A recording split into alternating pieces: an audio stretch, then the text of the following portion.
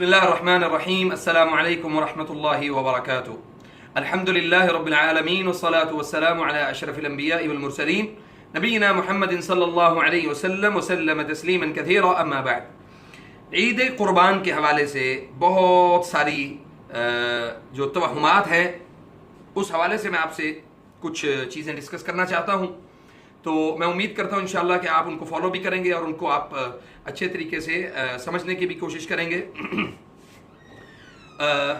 अपना मौजू शुरू करने से पहले आप देख रहे हैं अबू सहल अली राकी यूट्यूब चैनल, और चैनल को सब्सक्राइब करें और हमारी तमाम जो वीडियो पैगामात हैं आप उनको इंशाअल्लाह ताला उन पर अपनी राय भी दें, उन पर अपने कमेंट्स भी दें, ताकि हम इस फील्ड में, इस मैदान में इंशाअल्लाह अपने आप को बेहतर तरीके से आपके सामने पेश कर सकें इंशाअल्लाह।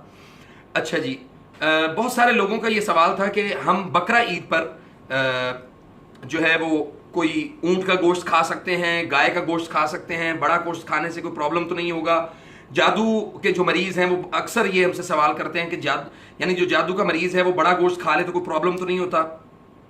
इसी तरह उनका एक और सवाल ये होता है कि हम अगर अपने घर में ऊंट का गोश्त ले आएं, या ऊंट के पाँव की जो हड्डी है या उसका जो पाँव है उसको शॉपर के अंदर कवर करके हम अपने घर के अंदर किसी सेहन में किसी जगह पे दफन कर लें, तो क्या हमारे घर के ऊपर जादू का असर तो नहीं होगा? तो ये इन तमाम सवालात के जवाब देने के लिए सबसे पहले हमें देखना होगा कि कुरान करीम हमें क्या कहता है। कुरान करीम में अल्लाह रब्बुल इज़्ज़त ने फरमाया कि मा ला यदुर्रुहुम वला यनफअहुम, तुम्हें ना तो ये चीज़ें नफ़ा दे सकती हैं ना नुकसान दे सकती हैं, इल्ला बिइज़्निल्लाह, इल्ला के मेरे अल्लाह का, मेरे रब का हुक्म तुम्हारे ऊपर नाजिल हो जाए। यानी उस हुक्म, यानी उस तकलीफ के ऊपर अगर अल्लाह का हुक्म है तो वो आपको तकलीफ पहुंचेगी, और अगर अल्लाह का हुक्म नहीं है तो कोई भी तकलीफ जो है वो आपको नहीं पहुंचेगी। और दूसरी बात ये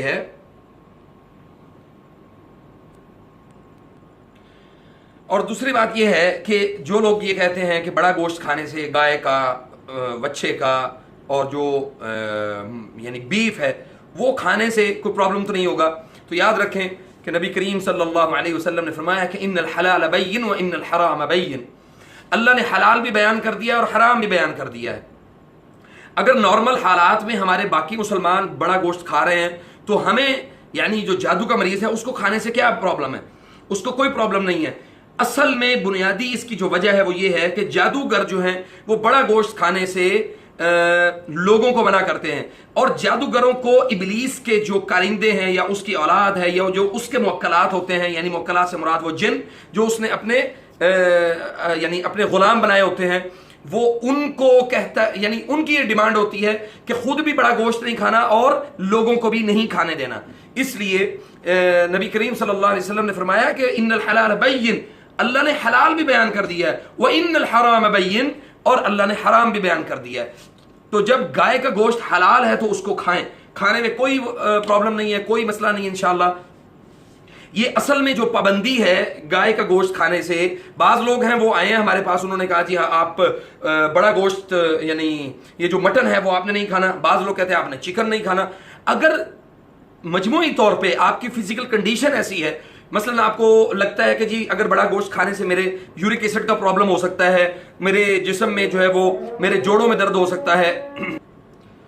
और दूसरी बात यह है कि जो लोग इस तरह ये कहते हैं कि भी आपको ये खाना चाहिए और ये नहीं खाना चाहिए, आपकी फिजिकल कंडीशन अगर उसके मुताबिक हो, जोड़ों में दर्द ना हो, आपको मेडिकली अगर कोई इश्यूज हैं तो आप फिर उसके मुताबिक ना खाएं।